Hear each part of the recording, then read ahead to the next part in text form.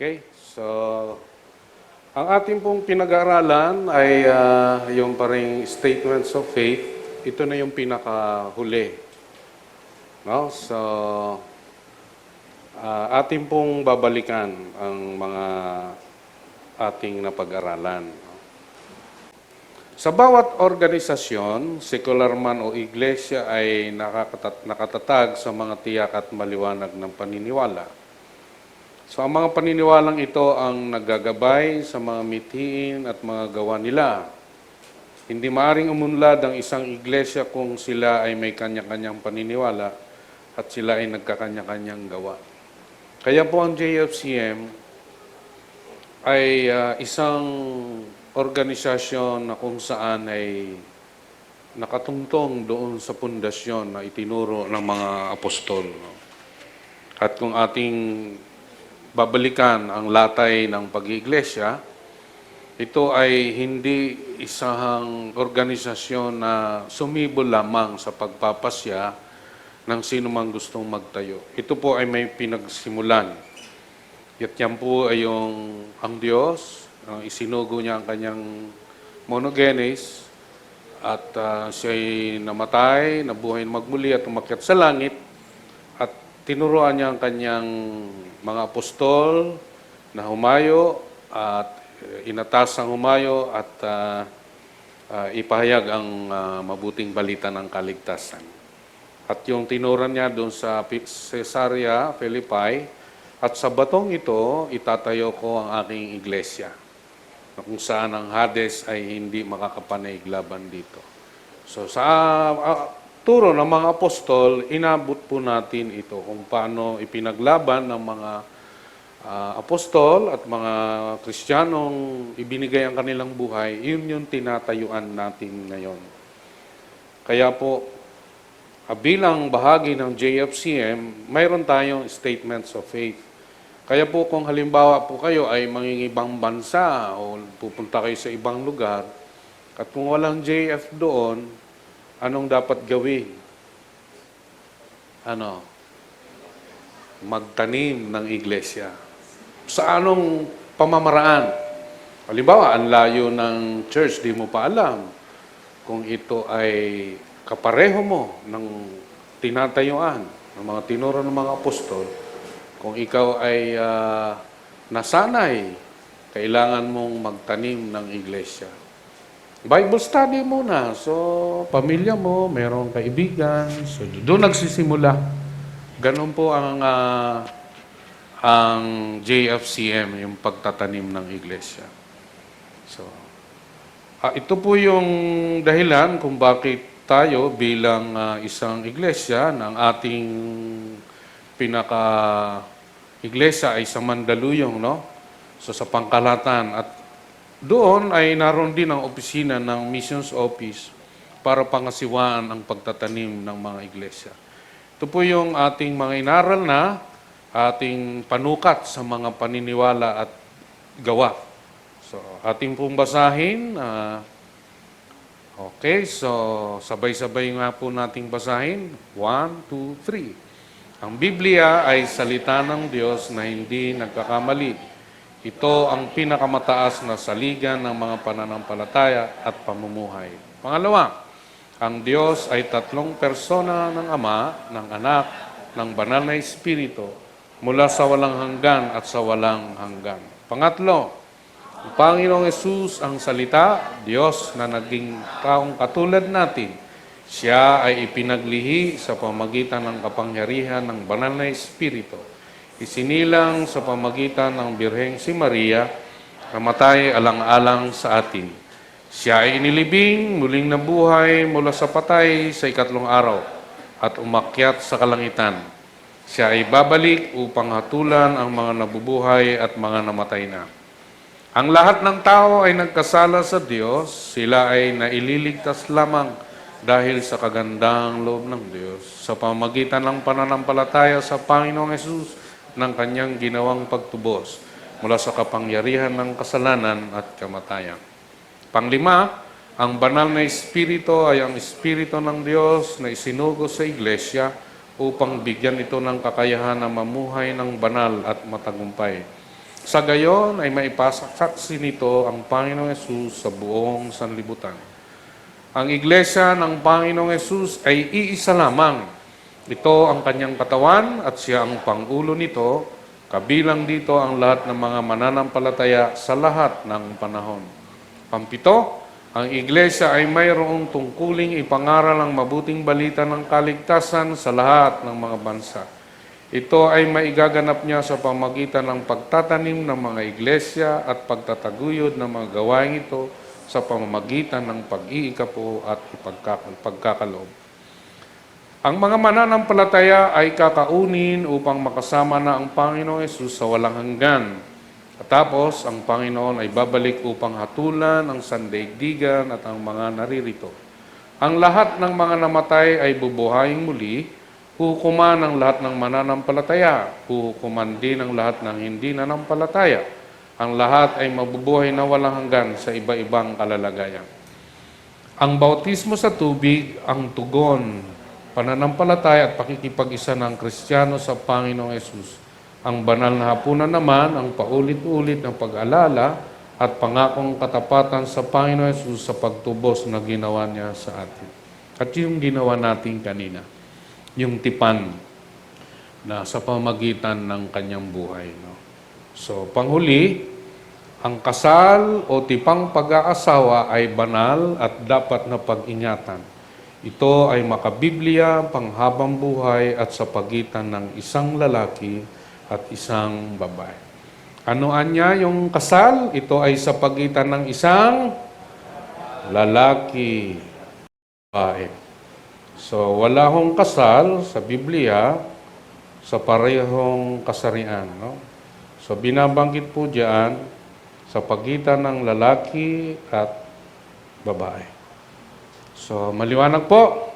So, yun yung dahilan kung bakit ito ay inilagay. Idinagdag ito dahil sa ating panahon na kung saan ay hindi na napapahalagahan yung sagrado na pagtatalaga ng lalaki at babae sa pamamagitan ng kasal. Kaya ho sa JFCM, di pwedeng magkasal ang katulad ko ng hindi mananampalataya. Maraming nagsabi, Pastor, pwede po ba kami kasal? Di po. Hindi po yun pinahintulutan ng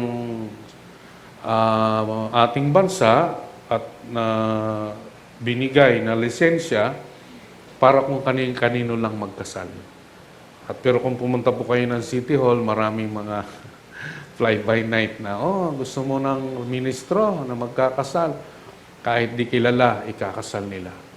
So, hindi po hanap buhay ang pagkakasal. Ito po ay sagrado na tipan ng mag-asawa sa Diyos, no? Ng lalaki at babae. Kaya naman, sa ating pong huling bahagi nitong statement of faith ay ito po yung ating pamagat.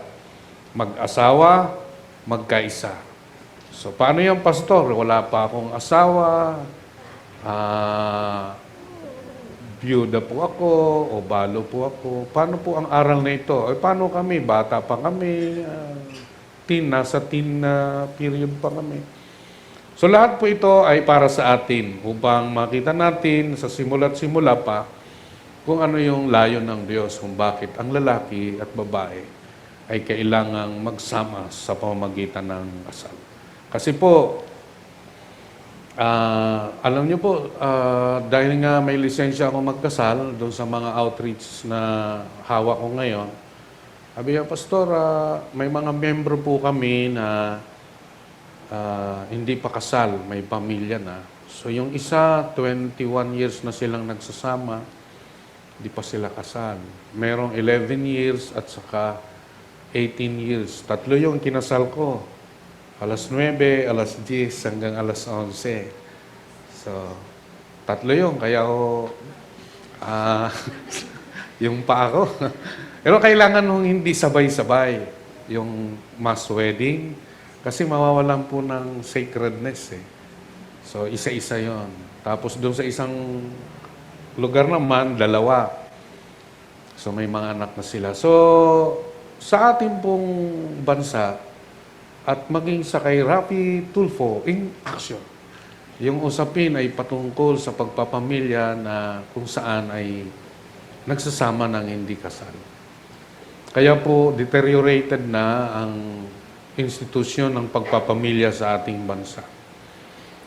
Sinasabi nila tayo ay Christian country, pero sa malungkot na kalagayan, nawala na po yung pagpapahalaga doon sa pag-aasawa. At isinusulong pa nga ngayon at ating pinapanalangin, biyaya ng Diyos, na huwag pong matuloy yung SOGI bill at yan po'y tahasan at publiko nating dinideklarang laban tayo pagkat ito ay hindi ayon sa kalooban ng Diyos. So, yun, mamaya matatalakay natin ng iba pa, no? Halimbawa, yung diborsyo, annulment. So, yun. So, para po sa mga binata at dalaga, ay bago kayo ay magpasyang magkaroon ng partner sa buhay, itong aral na ito ay para sa inyo. Doon naman sa mga mag-asawa, ito naman ay para sa inyo, para lalo ninyong paigtingin at palakasin ang pagsasama sa tipan ninyo sa Diyos. At sa mga anak naman, ito ay para sa inyo upang makita ninyo ang inyong mga magulang kung paano nila isinasabuhay ang tipan na kung paano kayo alagaan nila. At may karapatan kayo na sila ay kausapin kung hindi nyo nakikita ang aral ng Diyos sa kanilang mga buhay kung sila ay kaisa ng Panginoong Jesucristo. So sabi po doon, hindi na sila dalawa kundi iisa. Ito po yung hiwaga na ang dalawa ay gagawing isa ng Diyos sa kanilang pakikipagtipan. Kaya doon sa mga kinakasal, yung kandila na nagre-representa ng kanilang sarili bilang dalaga at binata, doon sa seremonya na yon, pinapakita raw na sisindihan nila ang kandila bilang tipan na sila ay pinag-isa na nga ng Diyos. Kaya hindi po baliwala yung ginagawang seremonya, mahalaga po yun. Kaya nga pinapaliwanag natin, no? Kaya sabi niyon, huwag paghiwalay ng sinuman. Ito ang mariing tugon ng Panginoon Hesus sa mga nagtatanong tungkol sa paghihiwalayang mag-asawa noong kanilang panahon.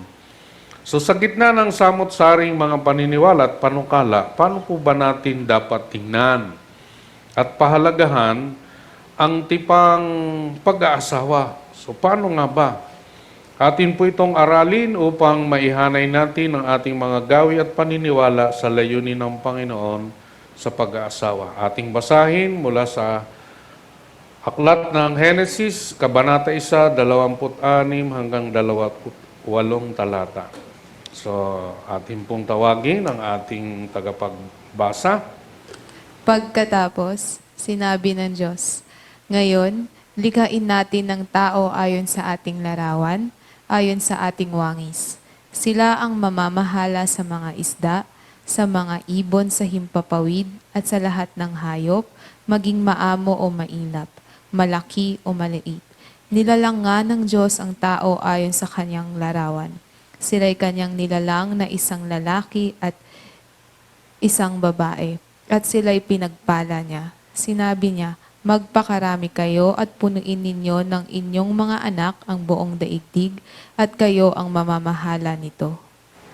Thank you, Ate Shama. So, meron tayong makikita rito na matapos likhain ng Diyos ang, halimbawa, nilikha niya ang langit at lupa, nilikha niya ang dagat at tuyong lupa, at doon naglagay siya ng mga hayop, mga isda sa dagat, hayop sa lupa, at mga ibon sa himpapawid. No? At tapos noon, nung nasa ayos na niya, sabi niya, likhain natin ang tao. So, pagkatapos, inihanda ng Diyos ang lahat ng paglalagakan o pamamahalaan ng tao.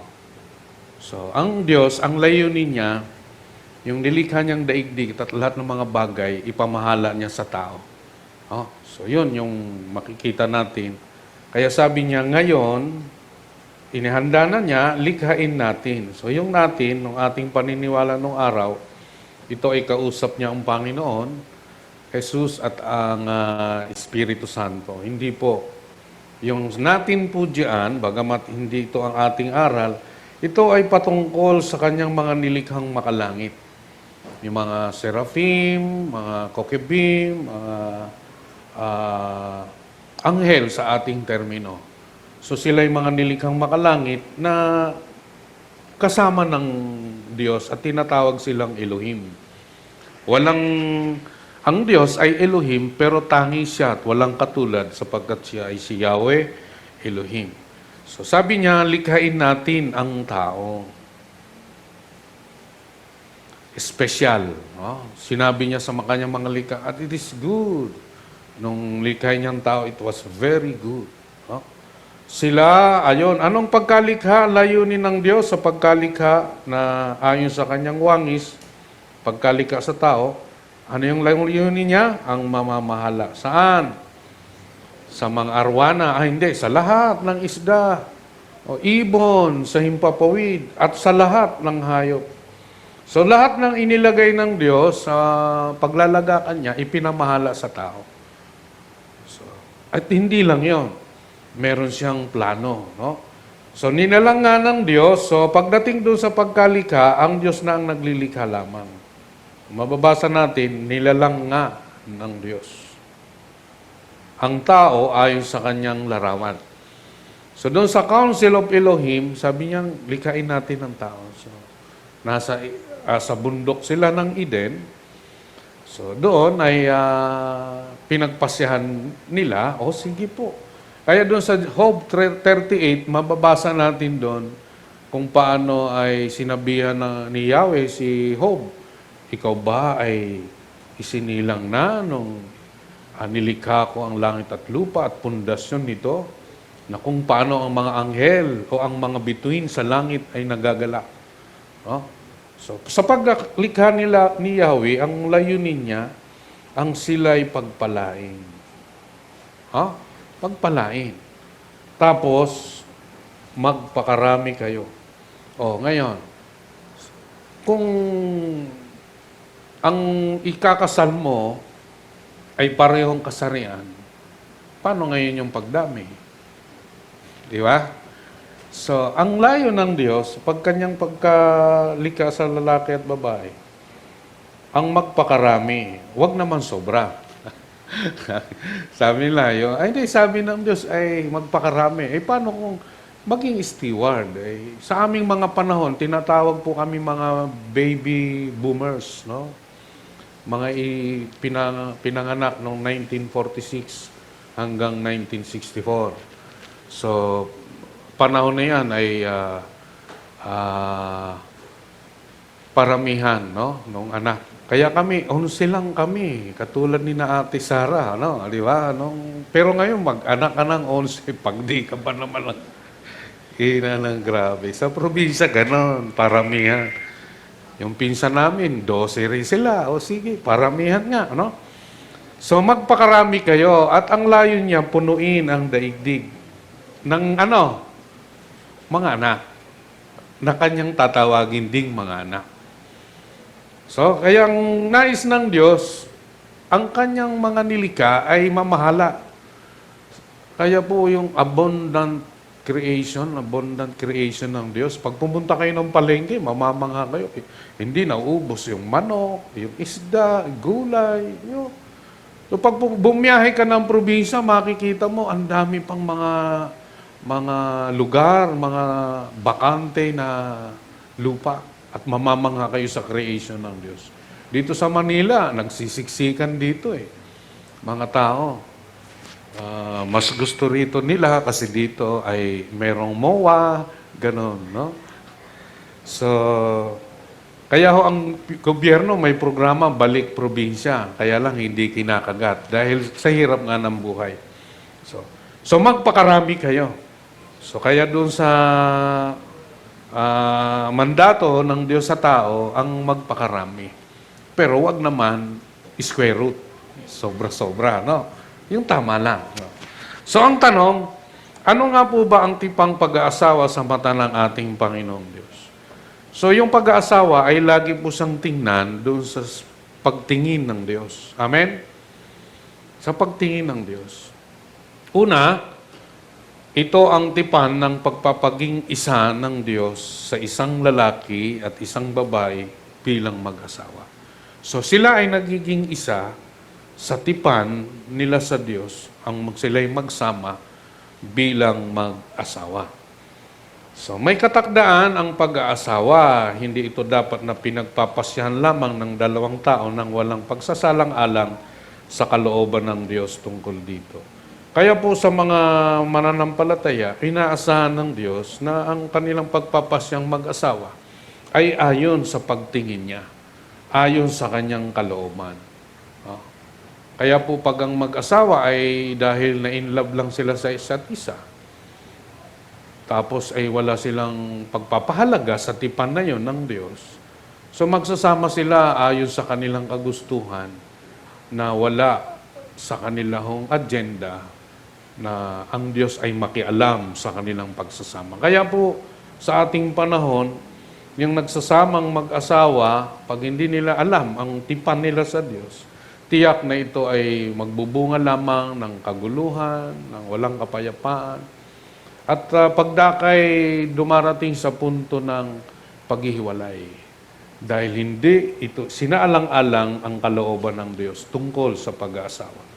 Kaya po sa mga Kristiyano, marapat po natin na isiping maigi ang ibinigay na pagtitiwala ng Diyos sa pagbuo ng pamilya, ng pamahalaan, ng kanyang mga nilikha, at sila'y kanyang pagpalain. Ang pagpapala ng Diyos ay una, ay hindi sa mga bagay na kanyang nilikha. Ang pagpapala po ay ang pagkilala na ang Panginoong Yahweh ang may akda ng pagsasama ng lalaki at babae na mag-asawa. So hinihingi ang bendisyon ng Diyos sa pagsasama. Kasi siya po yung may akda nito eh. So pag-isahin ang lalaki at babae. Kaya yung pagpapala ay ang unawain ng pagsasama ng lalaki at babae na pasya na mag-asawa upang masunod ang kalooban ng Diyos. So, ako, pag may tinatanong ako sa counseling, anong dahilan bakit gusto mo nang mag-asawa? Ang kadalasan kong naririnig ay may edad na po ako eh. Stable na po ako. May trabaho naman ako. May bahay na ako, may pera na ako, may sasakyan na ako. Yun din yun nung araw ang gusto ko eh. Ang kulang na lang yung reyna. Kaya lang ako, wala pa hanggang ngayon ah. So, yun dahilan ng iba. So, ang pagsasama sa layo ng Diyos, anong dahilan? Ba't kayo pasyang mag-asawa?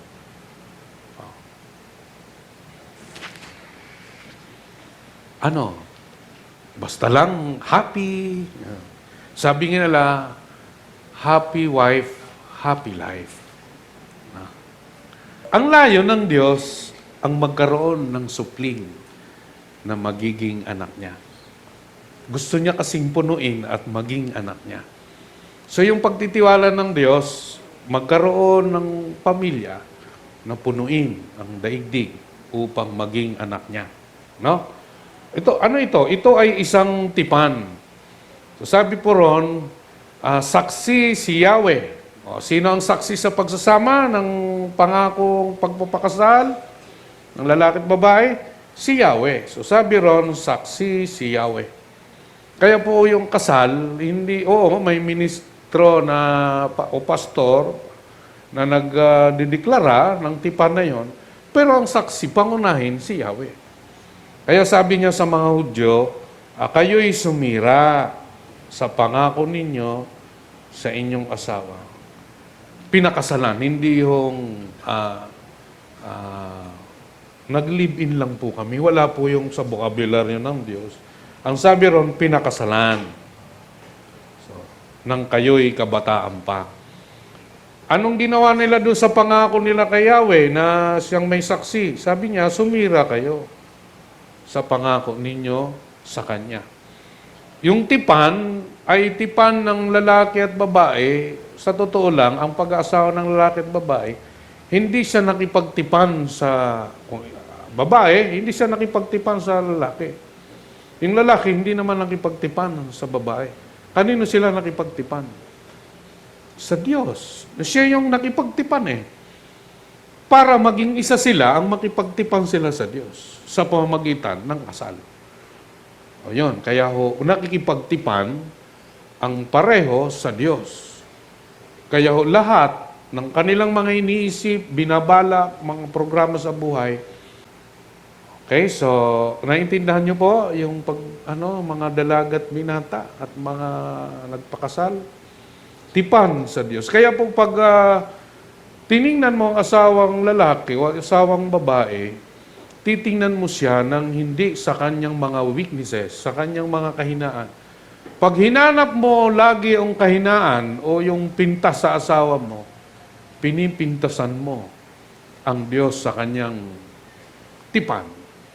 Kaya pag tiningnan mo siya, ito ang ibinigay sa akin ng Diyos na bilang kami isa na nakikipagtipan sa Kanya ngayon. Kaya kahit anong mga pagsubok sa buhay, lagi pong merong pag-uunawaan dahil pinapasa Diyos at hinihingi ang tulong ng Diyos na siyang saksi. No? Kaya ang sumbat niya, hindi ba't pinag-isa kayo ng Diyos sa katawan at sa Espiritu? Ang layo niya ay upang maging tunay na mga anak, ang inyong mga supling. O paano ngayon ang ating lipunan? Paano pinahalagaan ang pamilya? Maraming mananagot kung paano nila isinagawa yung tipan sa Diyos. Kaya po, mga magulang, mag-raise po tayo ng mga anak na maging makadiyos. Dahil kung hindi, mananagot tayo sa Kanya. Amen? Na tunay na mga anak. Hindi lang po mga anak ng Diyos, kundi tunay. So sa pagliit niyan, wala po kasing anak na sa kalikasan niya maging juvenile siya, maging masama siya. Nagkakaroon ng masamang anak dahil nagkaroon ng masamang magulang. Wala hong anak na pagkasilang sa kanya masama siya. Kaya sabi niya, layunin niyang maging tunay na ang inyong mga supling. Kung hindi sisira sa tipan ng mag-asawa, gagawin nila. Anuman ang mga inaalok ng sanlibutan sa pagpapamilya, sa pag-aalaga ng mga anak, magsasakripisyo siya kasi gusto niya ang anak niya maging anak ng Diyos. O halimbawa sa pagpapalaki ng mga anak. Ang mga magulang ngayon, ayaw na nilang silang iniistorbo, bibilan ng gadgets, tablet, na maglaro ka. At ako naman ay mangungusina at panonoorin ko si Cardo, Batang Quiapo. Umiiyak na yung anak. Anak, ito pa, candy, ice cream. Ang gusto mo, anak? Ayun, Uy, may bagong apps ngayon, anak. I-download mo, games. Sabi nga ni Dr. Ayong ba yun? Kayo, mga magulang, pinapatay nyo, anak. Wala pang 12 taon. Pinapahawak nyo na ng mga tablet. Kala nyo, maganda yung ginagawa nyo. Sinisermon na ng doktor na yun, di ba? Ayaw. Kasi hindi tama. Bakit naman ang mga katulad namin na mga wala pang cellphone nung araw, napalaki naman ng magulang, 11. Sina Ate Sara, 11. Kaya nung lumaki kami, sabi ng magulang namin, ng mama ko, nangihina ko pag iniisip ko kung paano ko kayo napalaki. Wala namang mga cellphone nung araw, wala namang tablet. Ang laro lang naman doon, patintero, luksong tinik, tago-taguan. Wala namang mga cellphone, wala namang mga Kaya lang, ang sagot lang sa akin nun, Pastor, panahon ninyo yon, panahon namin ngayon. Kaya lang ho, yung prinsipyo ng pagpapalaki. Ngayon, ano po ba yung sinasabi ng tipan ng lalaki sa asawa? Yung pangako na yan. Kasi sa Tagalog, pangako na yun. Pero sa original, ang binabanggit po dyan, paano ba ang pagpapalaki nito ha? Yet you say, why, what, because that Yahweh witness has been between you and the wife of your youth with whom, sabi niya, okay, you have dealt treacherously against, and yet she is your companion and your wife by covenant. So yung pagiging saksi ni Yahweh, at ito ay ang tipan na isang berit o covenant. Mabigat po yung covenant pag tinatawag ng covenant. Halimbawa ho, sa ating kaninang ginawang communion. Ang covenant na yon, buhay. Ang naging suklinon sa tipan na yon ay ang dugo o buhay ng Panginoong Hesus. So tipan na kailangan hong gawin, at ito rin ang ginamit dito, berit, no? Mabigat po yung tipan dahil yan po ay sagrado na hindi pwedeng baliin.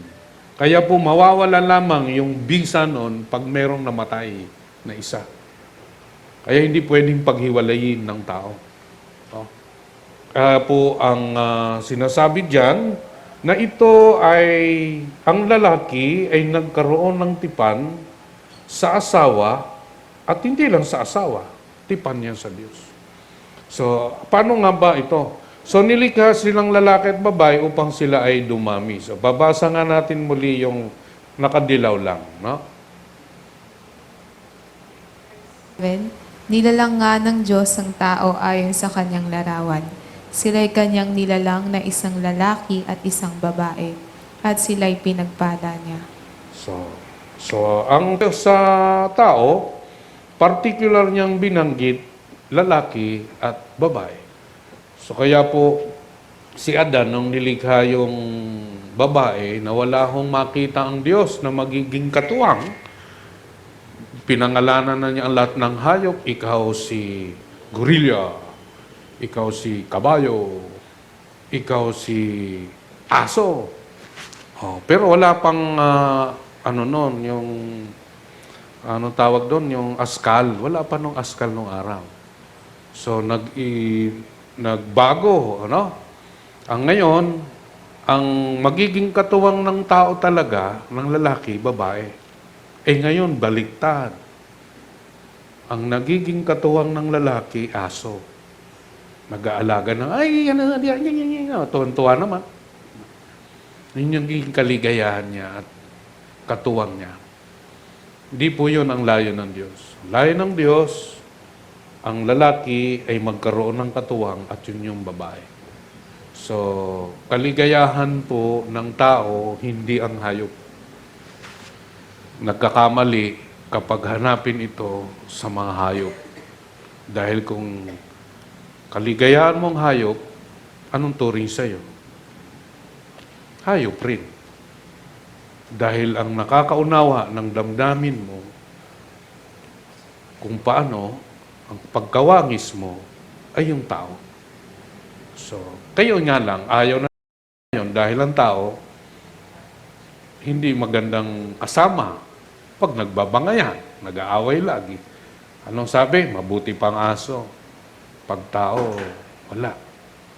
Dahil nga po sa maling pagkaunawa sa pagkalikha ng Diyos sa tao, ang maging kasama at tuwang.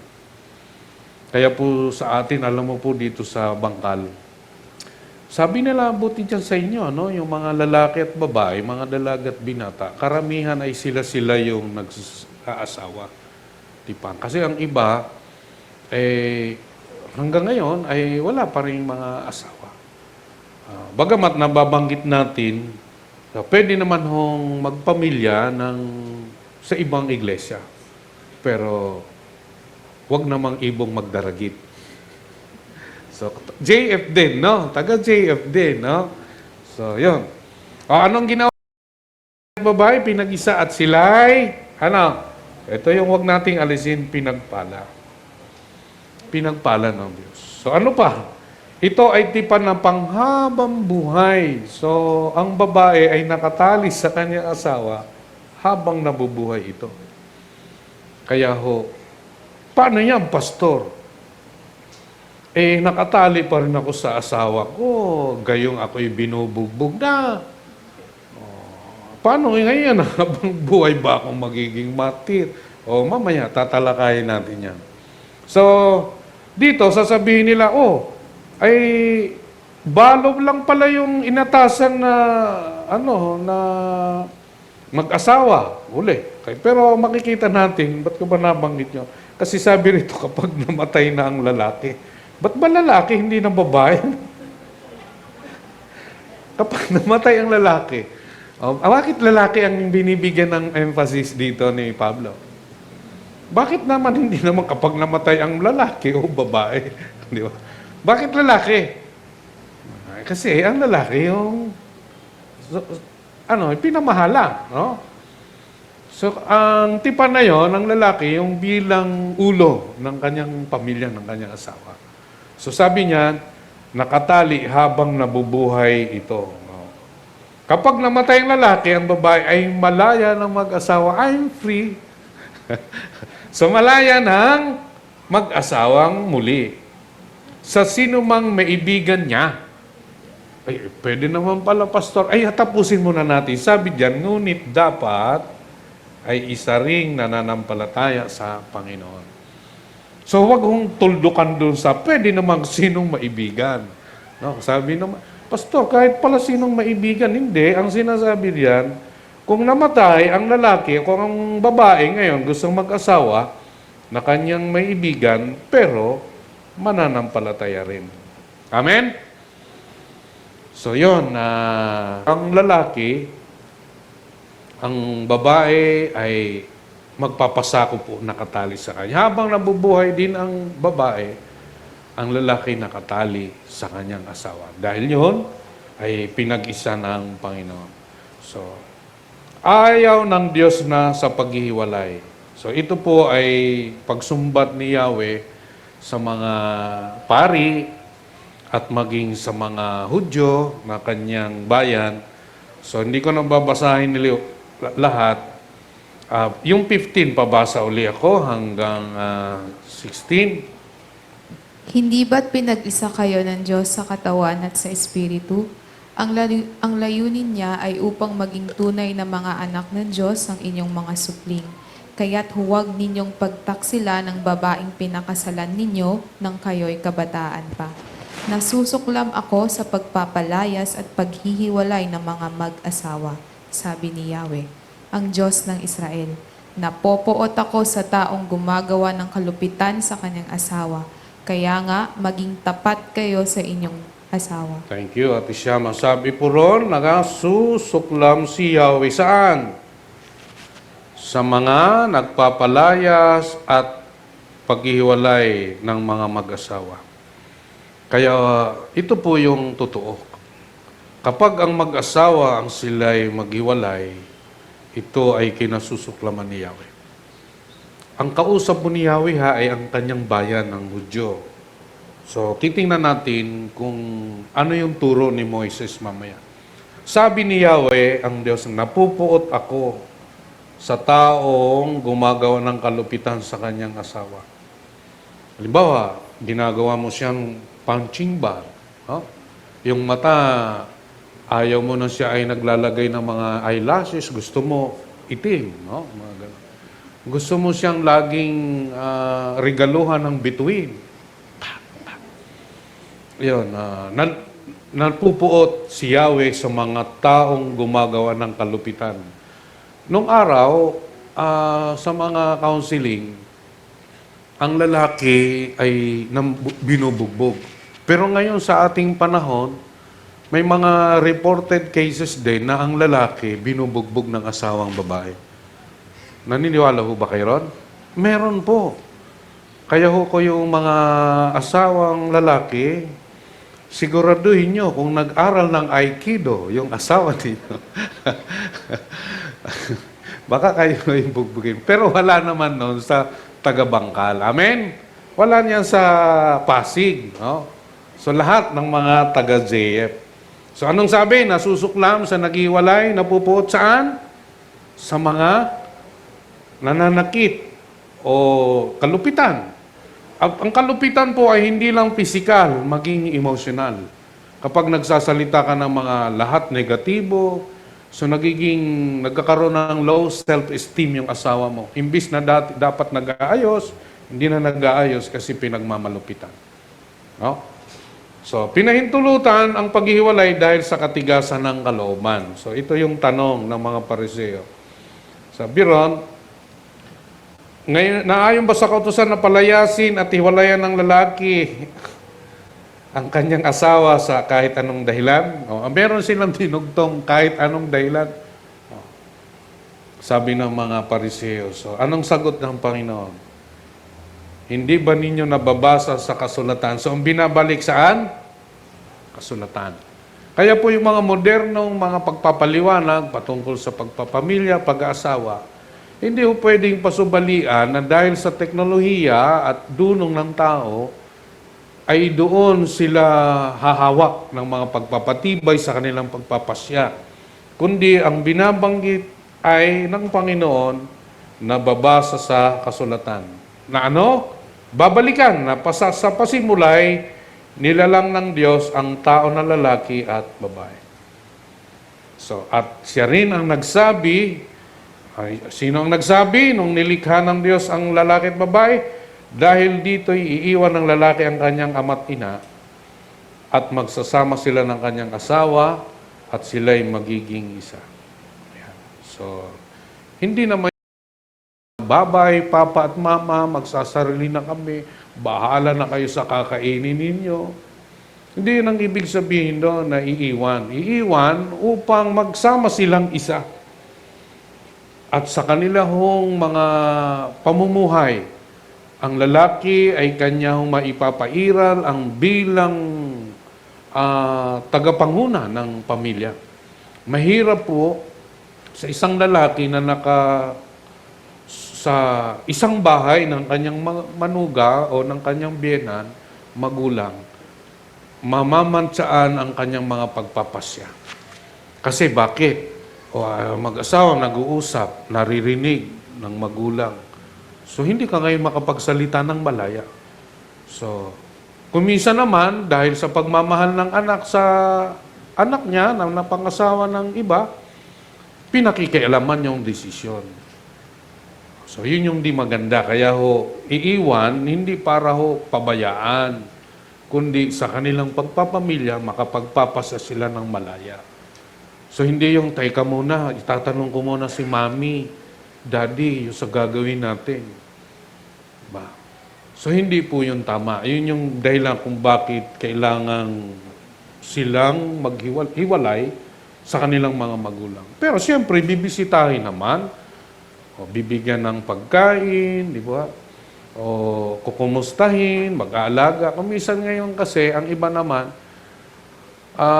dahil sa hirap ng buhay, mahirap magkaroon ng kasambahay, sino ang tagapag-alaga? Si Apostololo at saka si Apostolola. So yun. Hindi naman masama yun. Pero pagdating puro sa mga pagdidesisyon, dapat alam ng biyenan na hindi siya pwedeng makialam. Kahit gusto niya, wag na dahil yun ang itinakda ng Diyos. No? So kung humingi man ng payo, wag naman yung ang payo ay laban doon sa anak, o doon sa asawa ng anak. Dagi silang payuhan bilang isa.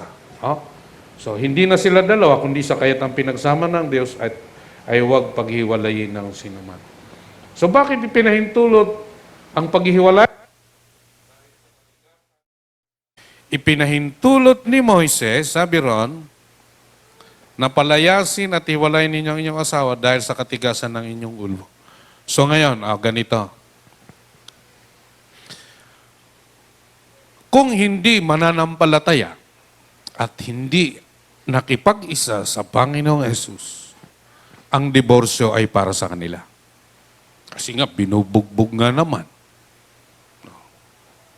Pero sa Kristiyanong nakipag-isa kay Kristo, hindi pinapayagan na humiwalay. Amen? Wala na tayong pakialam ron kasi ang kausap niya rito matitigas ang ulo. So pinahintulutan sila sa katigasan ng kanilang ulo. Pero sa Kristiyano, sabihin na natin, ako'y Kristiyano, hindi pinahintulutan na maghiwalay ang pinag-isa niya. Hindi kailanman pahintulutan sapagkat ito'y tipan. So sa mga unbeliever, wala na tayong pakialam ron.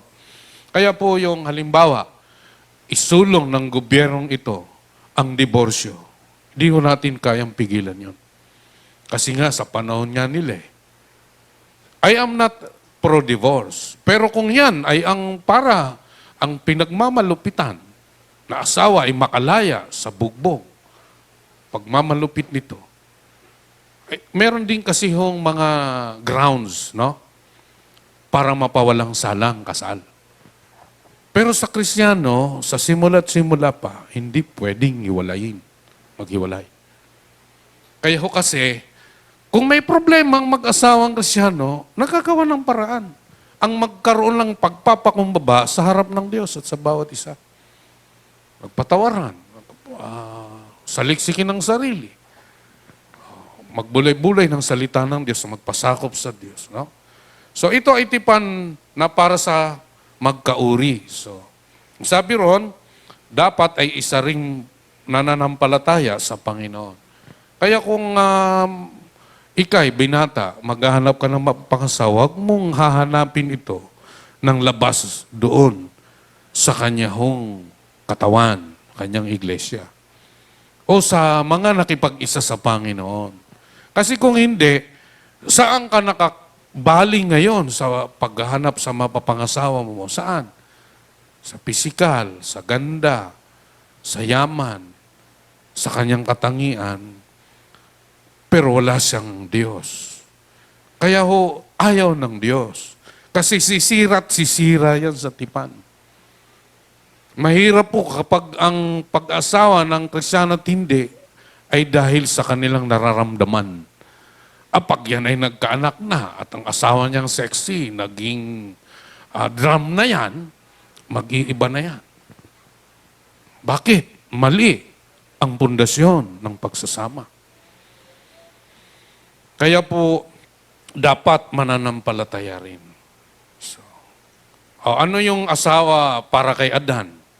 Para kay Adan, ang babae ay sa kanya, ay sabi niya, laman ng aking laman, buto ng aking buto, babae ang itatawag sapagkat sa lalaki siya kinuha. So, nagkaroon ng deep sleep.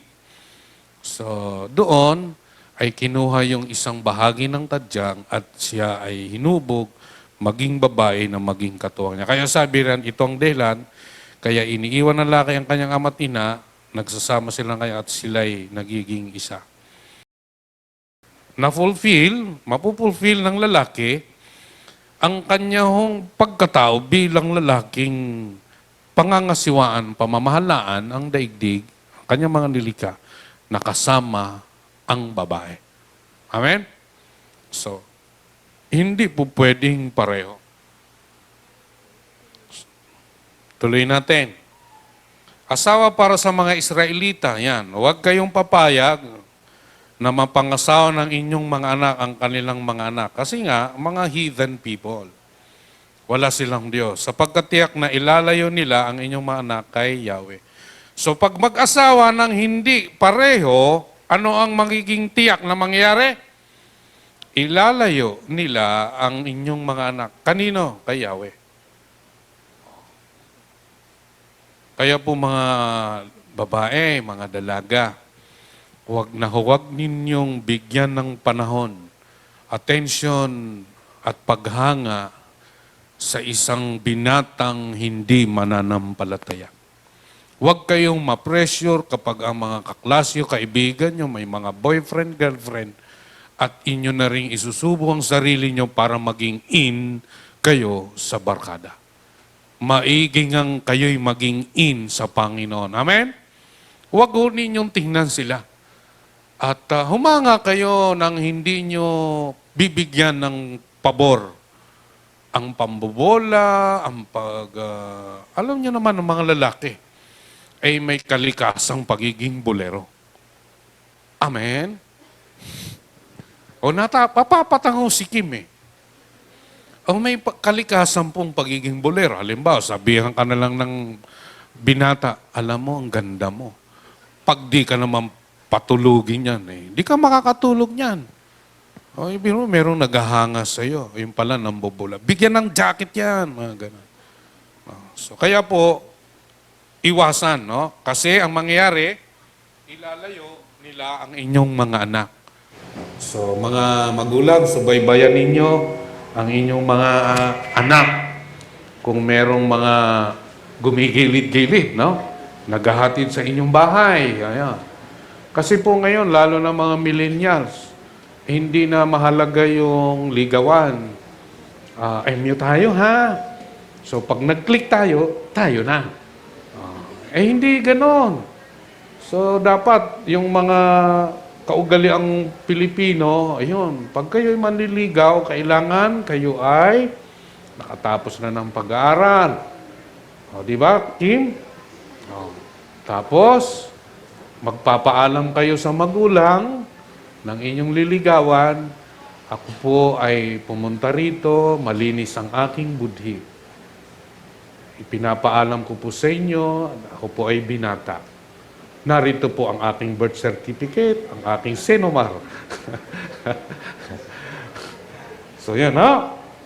So ito ay tipan para sa Kristiyano, ngunit dapat ay isa ring mananampalataya sa Panginoon. Pabalik-balik lang, ano? Munting lagom. Ang pag-aasawa ay isang tipan na panghabang buhay. So, lumalaya lamang mula sa tipan ito kapag namatay ang isa sa mag-asawa. So natigok na, pwede na. Pero wag naman kaagad. Wala pang isang buwan, mag-aasawa na. No? Hindi naman gano'n. No? So, maaaring humimilay ang isa kapag ang asawa ay nangangalo niya. Yan, yung grounds. Caught in the act. Subalit, kapag nakita mo, ito ay mga ground kapag ang asawa ay nangangalo niya. Caught in the act. Ipinapahintulot ito ng Diyos, bagaman ang higit na mabuti ay pagpapatawad at pagkakasundo ng mag-asawa. So, pinahintulutan sapagkat ito ay adultery.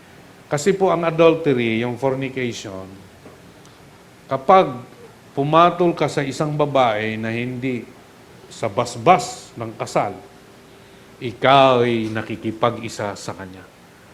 So you are breaking the law, the covenant, dun sa original, at ngayon, tinatanggal mo yung tipan na yon at nakipagtipang ka sa iba. Kaya ayaw ng Diyos ng adultery o fornication. Pangatlo, ang pinagtitipan ay lalaki at babae. Ito ay upang sila ay marunong kakayahang tumupad sa atas ng pagpaparami at punuin ang buong daigdig. So kaya ito po ay sa between ng tipan ng lalaki at babae lamang. So, kaya po pag meron kayong lalaki, pag meron nanliligaw sa iyong lalaki, anong gagawin? Ay, wag, hindi mo pwedeng gawin yan, brat. Pag ang babae ay nanliligaw sa kapwa babae, anong gagawin ng Kristiyanong babae? Pagsabihan. Sabihan mo, pagalitan mo. Dahil yun ay di dapat na mangyari. So, ang pinagtitipan ay magkauri sa pananampalataya sa Diyos. Pareho. So, paano yung pastor? Wala akong natitipuhan sa church. Meron kung bubuksan mo lang ang iyong mga mata. Huwag sa mga palabas na anyo. Meron. O, tuwan-tuwa sino yung tuwan-tuwa dyan? Si Kuya Pido, saka si Kuya Jonas. Ano bang pinag-uusapan nyo riyan? So, magkauri ha. Parehong mananampalataya. Amen? Ang iba naman, ang ginagawa kasi, ibo-born again ko ito. Di ba? So, ang mga lalaki minsan, kaamo-amo ng lalaki, halika, sama ka. Sama naman. Tapos pag pinapakuha, kuha mo ako ng tubig, honey, sweetheart, kuha naman ng tubig. Pero ang isip ng lalaki, pagkasal na kayo, uumbagan na kita. Alam mo yung Kristiyano, babae, pag merong nanliligaw na lalaki, ang amo ng lalaki. Ay, oo. Ang amo niya, bakit? May interest eh. Pag sinabing punta ka sa church, pupunta talaga yan kahit umuulan. Ikaw naman, Panginoon, salamat, ibo-born again ko to. Ay, alam mo ba na may nangyaring ganyan? Yung ikwento ko na ito, ulitin ko na lang uli. Yung babae, Kristiyano, anak ng isang pamilya, magaling sa piano. Yung lalaki, kaklase niya sa college, di Kristiyano. Pero natipuan siya, sumasama sa kanya, nagpabautismo sa tubig, yun, naging youth leader din yung lalaki. Nung nagpakasal, nagbago. Lumabas ang ugali, manginginom, sugarol, babaero. Kasi mali yung kanyang dahilan ng pagpunta sa church. No? Kaya po, pag may isama kayo sa church, pakilala nyo kaagad sa akin, kay elder, at aking imbestigahan. No? So, tatakot tuloy. Siguraduhin ninyo mananampalataya. Kasi kung hindi, mapapahama kayo, alam nyo naman ang puso. Amen? Alam mo naman yung pakitaan ka lang ng kabutihan, bigyan ka lang lagi ng rosas at saka yan ng chocolate. O, pag ikaw ba naman ay hindi lalo na kung ang lalaki makulit, matyaga, gano'n. Pero hindi sa mananampalataya. Huwag, sarado ka agad. Huwag nyo nang sabihin, sayang naman ang pogi. Huwag na. Maraming pogi sa JF Bangkal. Amen? Alagang yung hagikik ni Kim. So ano nga po ba ang tipang pag-aasawa sa mata ng ating Panginoong Diyos? Ito ang paraan ng Diyos upang iganap ang layuning magkaroon ng mga anak na makakasama niya sa walang hanggan. So ang tipan ng pag-aasawa ay kasangkapan ng Diyos upang iganap ang kanyang kalooban mula panungguna. So yung pag-aasawa ay instrumento o kamanggagawa ng Diyos upang iganap ang kanyang kalooban. Yung pa yung una, kung paano si Adan ay ipinagkaloob ang si Eva maging katuwang sa kanyang plano at layunin. Ito ang dahilan ng kanyang paglikha, ng kanyang pagliligtas sa tao at ng kanyang mga gagawin pa sa nalalapit na panahon. Layo niya sa paglikha sa tao ng mga tao ay gawin niyang mga anak na makakasama niya sa daigdig, yung bago at walang hanggan. Kaya po yung sa pagsasama ng mag-asawa ay ang kanilahong layunin, masunod ang kalooban ng Diyos, ang makasama sa walang hanggan. Kaya yung kaligtasan ay hindi lang sa individual, gusto ng Diyos, kundi pamilya.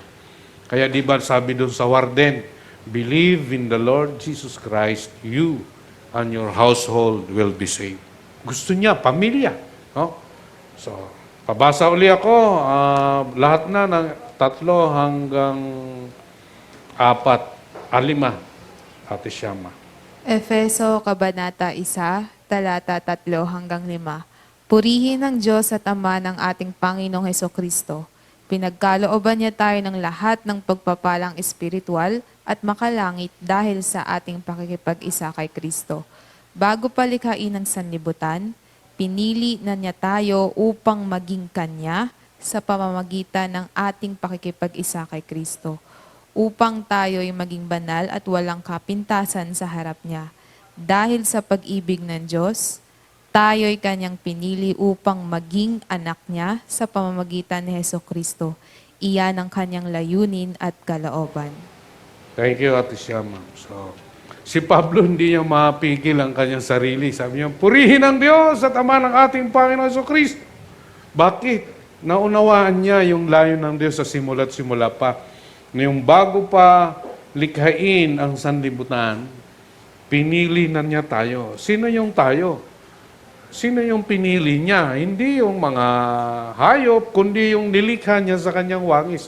Wala pang daigdig, bago pa likhain ang sanlibutan, nasa layunin na ng Diyos na ang linikha niyang tao ay maging Kanya. So dahil sa pagkakasala ngayon ng tao, ang layunin ng Diyos na maibalik ito sa Kanya at sa ating pong kalagayan, nagkasala tayo, anong ginawa niya? Kanyang isinugo ang kanyang anak upang maisakatuparan ang kanyang plano at layunin sa simula't simula pa. At yun ay sa pakikipag-isa sa Panginoong Hesukristo. Kaya po, wala hong pakikipag-isa sa Panginoong Hesus. Hindi niya ngayon maunawaan ang kagandahang loob ng Diyos, ang pagpapalang espiritual ng Diyos, na siya ay pag-aari ng Diyos. Na siya ay anak ng Diyos. At yun yung sanang makita natin. Dahil ang layunin niya, makasama niya tayo sa walang hanggan, maging banal at walang kapintasan. At yun ay mapangyari sa mga tao, sa sino man, ang siya ay makipag-isa sa Panginoong Hesukristo. Kaya po, may mababasa tayo dyan, ating pakikipag-isa, at pakikipag-isa. Sana yung isa. Pakikipag-isa sa Panginoong Hesukristo. Kaya kung walang Panginoong Hesukristo, hindi natin nakikita ang kagandahang loob ng Diyos, ang mayamang pagpapalang espiritual ng Panginoon. Kaya po sa pamilya, inaatasan na palakihin ang inyong anak na maging makadiyos sapagkat mula sa kanyang itinayong tahanan o pamilya na kanyang siya'y nakipagtipan bilang saksi, inaatasan niya na magkaroon kayo ng mga anak na magiging anak ko. Iyon dahilan kung bakit tayo bilang iglesia, itinuturo natin ang pamilya, tinuturo natin yung pagmamahal, tinuturo natin yung pagpapatawad sa isa't isa, pagtutulungan sa isa't isa. Saan yun? Maisasanay sa loob ng pamilyang tinawag ng Diyos at inilahok ang mga ito sa kanyang iglesia upang pagyamanin ang mga pagpapalang espiritual na yun. Kaya wala hong pamilya na ihiwalay niya sa iglesia. Dahil ang iglesia ay pamilya ng Diyos. Kaya nga ang tawag nga sa ating kuya, ate. Kaya yung iba ayaw magpatawag ng kuya, ayaw magpatawag ng ate. So hindi siya tungkol sa edad, kundi magkakapatid sa pananampalataya. Kaya nga kaya nating tawagin ang isang katulad na limbawa ni Bea, Ate Bea. Si sila'y katulad natin, tayo magkakapatid sa pananampalataya sa Panginoong Jesucristo. Nang tayo manampalataya at nakipag-isa sa Kanya. So kaya nga layunin ng Diyos na punuin ang buong daigdig at pamahalaan ito sa pamagitan ng likhang tao na nilayong maging mga anak niya. So ang mga mamamahala na ibinalik ng Panginoong Hesus nung sinod niya ang kalooban ng Ama, ang pamamahala na yon ay nasa atin na pong mga kalagayan ngayon bilang mga anak ng Diyos. Kaya tayo mga representante ng Diyos. Kaya po sa pamilya, ang magulang ay sinisikap ang lahat na unahin ang Diyos bago ang iba. Kaya po may mga anak na lumalaking malayo sa kalooban ng Diyos sapagkat hindi nakikita ng magulang ang kahalagaan ng tipan ng Diyos. Ang gusto niya magkaroon ng mga anak niya na magiging makadiyos. Kaya po mananagot ang magulang kapag nalaman na niya ang layunin ng Diyos sa pagpapamilya at pag-aasawa, hindi niya ito palakihin na maging makadiyos. Dahil wala hong kakayanan ng bata, wala hong bata na ang kanyang pangarap ay maging kriminal. Wala hong bata ang magsasabing gusto ko maging adik ako. Walang anak na magsasabing gusto ko paglaki ko, mumurahin ko ang magulang ko. Walang ganon. Naiuhubog sila ng mga magulang. Kaya mga magulang, ipakita yung pagmamahalan sa inyo, tahanan, kasi kung hindi yan maranasan, hahanapin yun sa labas. Hindi ho napermi ang anak. Kung hindi napipermi ang anak sa tahanan, hinahanap yun sa labas. May pagkukulang tayo. Pananagutan din natin sa Diyos. Mananagot din ang may kamalayan sa kanilang ginawa. Kaya yung Sunday school sa mga magulang, sanayin ninyo ang mga anak ninyo. Turuan ninyo sila na magkaroon ng distance sa inyo pag nasa Sunday school kayo. Halimbawa, umiiyak yung bata, ayaw magpaawat, nandiyan ka sa Sunday school. Pagdating ng bahay, sermonan mo. Huwag mo siyang sermonan sa loob ng iglesia dahil mapapahiya yung bata. Pangaralan mo, anak, susunod, pag ginawa mo yan, wala kang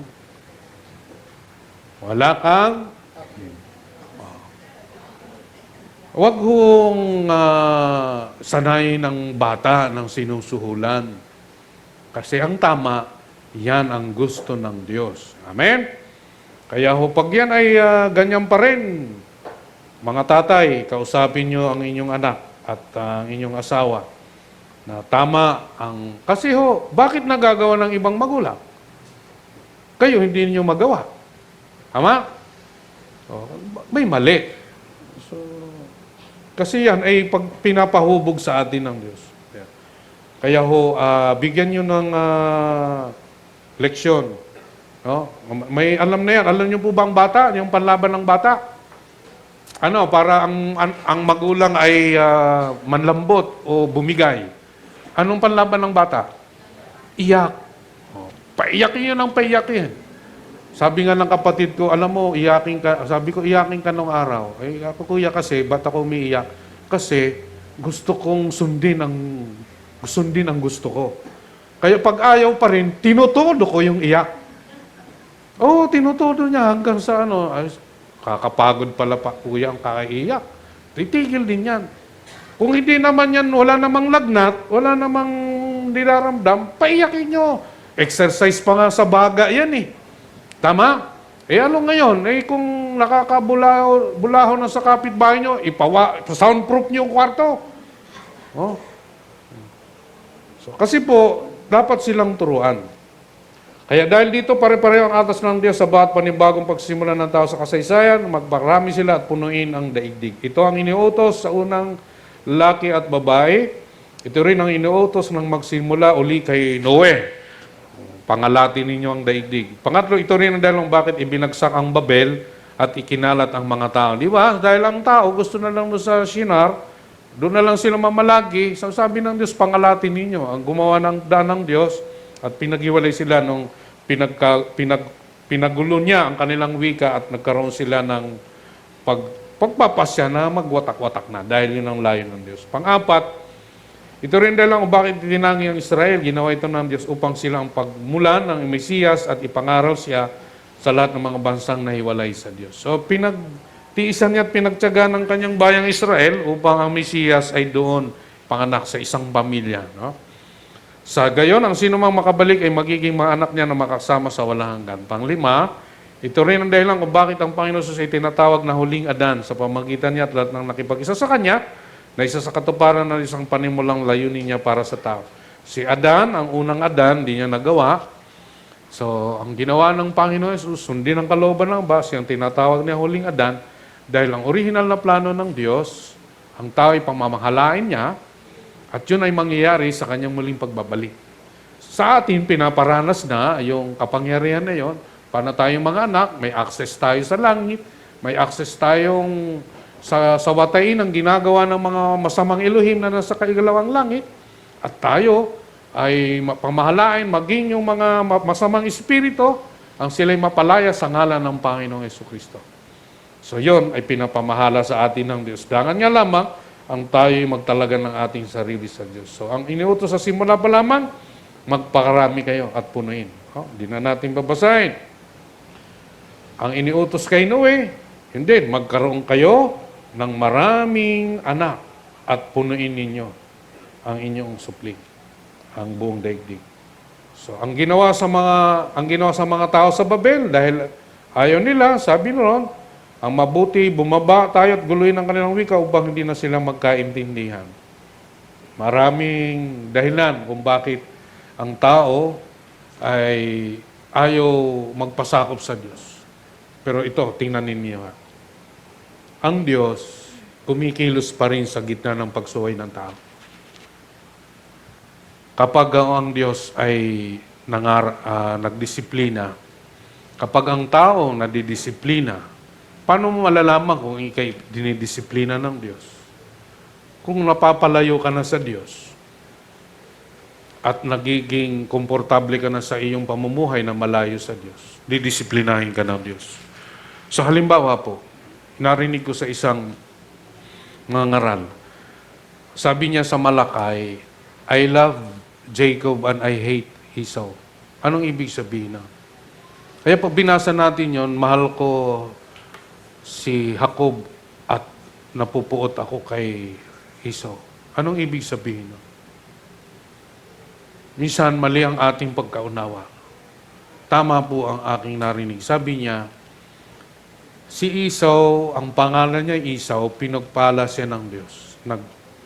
Dumami ang kanyang lahi. Pero nananatili siya sa kanyang kalagayang Esau. Si Jacob, the deceiver, hinubog siya ng Diyos sa lahat ng mga pagsubok upang siya'y maging kawangis ng Diyos. Anong pipiliin natin? Kaya sabi niya, I love Jacob. Kasi hindi niya pinananatiling Jacob si Jacob. Ginawa niya itong Israel. So tayo rin, kung minahal tayo ng Diyos, nilagay niya tayo sa kanyang iglesia upang hubugin na maging kawangis ng Panginoong Jesucristo. Dahil yun ang pagpapalang nais ng Diyos. Kaya kung tayo, ayaw natin sa Diyos, ibubuyo tayo ng Diyos. Ayaw mo sa akin, bahala ka. Magiging yan ang kalagayan mo hanggang sa ikay aking hukuman. Kaya tayo magpasalamat, nilalagay tayo sa iglesia upang hubugin. Makakarinig tayo ng mga aral na masasakit sa mga ating mga ginagawa. Pagkalimot natin sa ating pong pakikipagtipan sa Diyos at pakikipag-isa sa Panginoon Jesus. Tinuturuan tayong magdisiplina sa ating sarili, magtiis, magsikap, makilahok. Dahil ito lamang ang lugar upang tayo hubugin ng Diyos na maging kawangis niya. Ang mananatili hanggang wakas ang siya ang maliligtas. Amen? Kaya po, kung tayo'y nilalagay ng Diyos sa kanyang iglesia dahil gusto niyang tayo'y maging kawangis ng Panginoon Jesus na magmamana ng buhay na walang hanggan. Amen? So yan. At mula roon, makita natin ang ayaw ng tao sa Diyos, gumagawa ng paraan ng Diyos at sila ay pinagkawatak-watak upang matupad ang kanyang kalooban. So ang iniutos ng Diyos sa bawat nakipag-isa sa Panginoon, gawin ninyong alagad ko ang mga tao sa lahat ng bansa. Bakit? Sila ay malayo sa Diyos. Sila'y walang Diyos. Sila'y gawing alagad at ang iglesia inaatasan sa ating panahon. At para sa lahat ng makikipag-isa sa Panginoon Jesus, subalit ang lahat ng tumanggap at sumampalataya sa Kanya ay binibigyan niya ng karapatan maging mga anak ng Diyos. So, sabi ng iba, ang lahat ng tao ay nilikha ng Diyos. So, ibig sabihin, sila'y mga anak ng Diyos. May punto.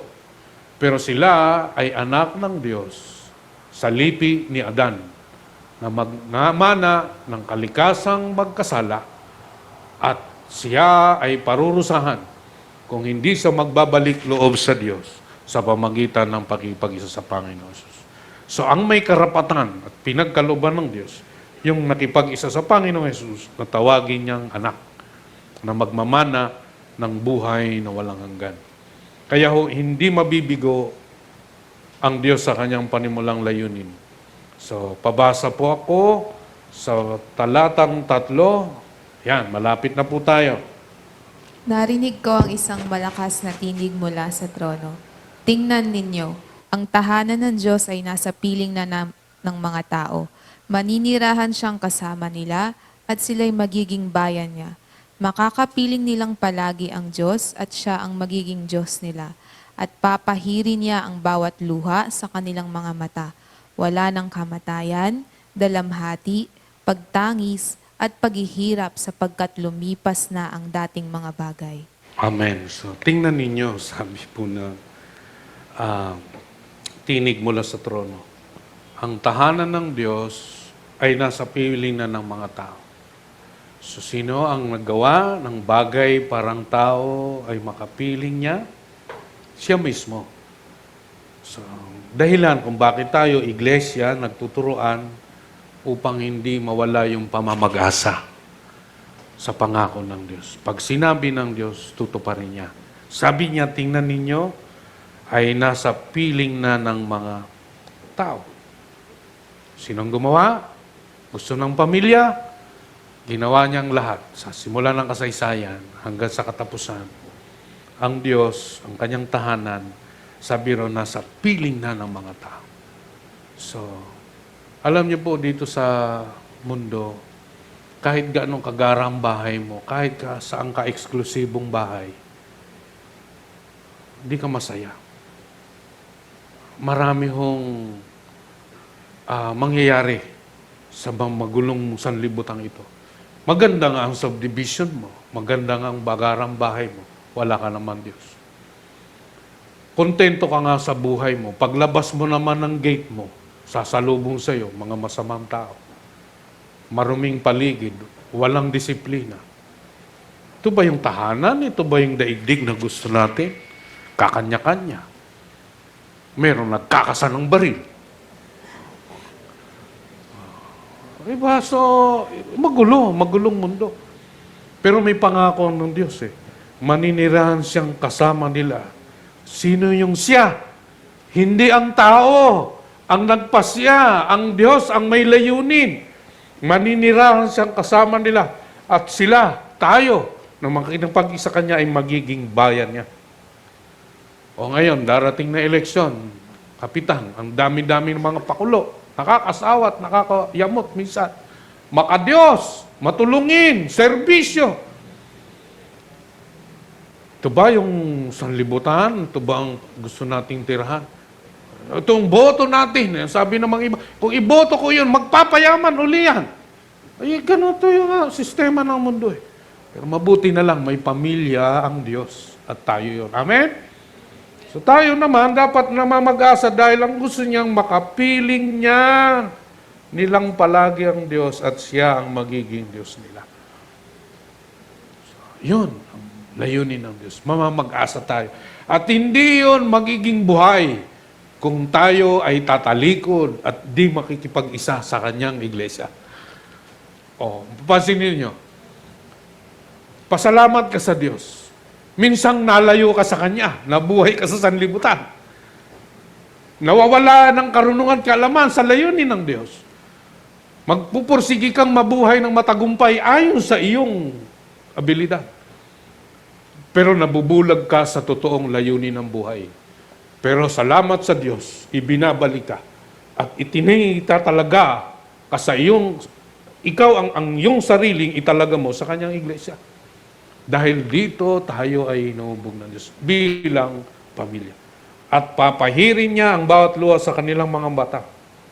Oh, wala ng pagtangis, wala ng kamatayan dalamhati, paghihirap sapagkat lumipas na dating mga bagay.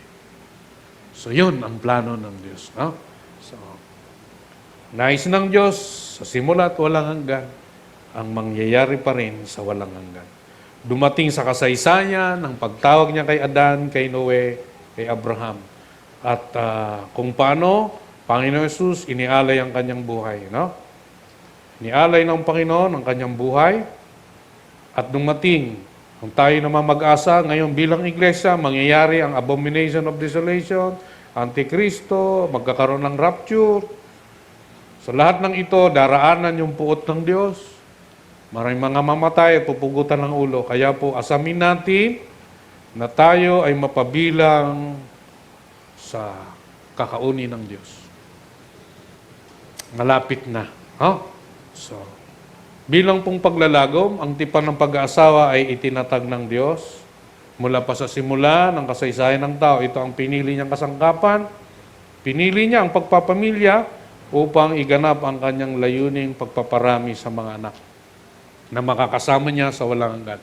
Kaya po, ang pagpapalakas niya sa mga taga-Tesalonika, namatay na ang iyong mahal sa buhay. Darating ang panahon siya ay bubuhayin muli ng Diyos. Ang mauna ang mga namatay at sila ay aakyat sasalubungin ng Diyos sa langit. Tayo ring nabubuhay sa isang iglap, bibihisan tayo ng makalangit upang makapiling ang Diyos. Yan po yung dapat na buhay sa atin, na mamag-asa at ginagawa natin ito dahil naunawaan natin yung kanyang plano sa simula't simula. Sa ganito ay may babahagi niya ang kanyang kabutihan, kagandang loob sa nilikha. Ito ay kanyang iginap at pinuno ng liping tao ang buong daigdig. So, pagdating ng wakas, ihiwalay ng Diyos ang mga nakinig at nakipag-isa sa Panginoong Hesus. Yung mga tupa, dito, kambing, dito, yung mga banal at hindi banal. So mga ito ang kanyang angkining mga anak at pipilingin sa walang hanggan. Ang matitigas naman ng kalooban ay mahiwalay sa kanya at mapapahamak sa walang hanggan din. Okay, so pagdating, ngayon, kaya sabi niya, pagdating ng wakas, so darating ang wakas, tama? Darating. Ang tanong, saang panig ka? So, anong pamilya ang itinatatag mo? Ano kang klaseng asawang lalaki at asawang babae na kanyang kasangkapan upang magkaroon ng mga anak? So, di pa huli ang lahat. Tayo ay mayroong Diyos, dangan niya lamang piliin nating sumunod sa Diyos. So, igalang po ang tipang pag-aasawa. Sundin ang kalooban ng Diyos para dito at nang sa gayon, tayo kanyang mapagpapala ngayon at maging sa walang hanggan. So, ayan, ang hindi mamatay-matay na layunin ng Diyos, ang lahat ay manalig sa Panginoong Hesus upang hindi mapahamak. Dahil ang layo ng Diyos, magkaroon ng buhay na walang hanggan sa piling niya. Magpawalang hanggan. So, magandang tanghali at tayo ngayon tumayo at tayo mananalangin.